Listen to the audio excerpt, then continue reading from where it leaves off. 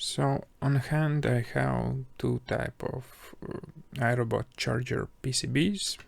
This is an old one and this is a new type. But basically component failure are the same for those two.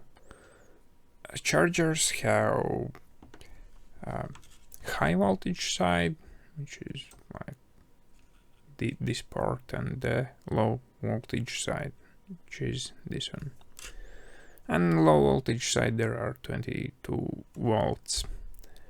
So on a high voltage side usually fails the diodes in rectifier bridge.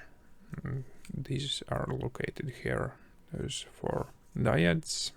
This is on new board, and on the old one are here. When those fail, the fuse also is blown out.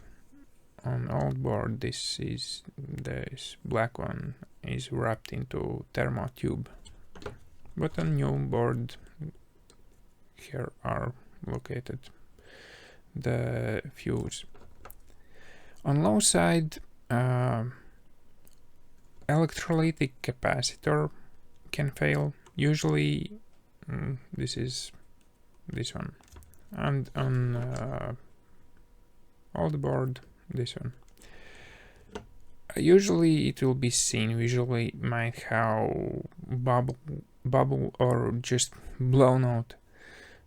But the second hidden problem can be this diode particularly, and on the old board it is located here.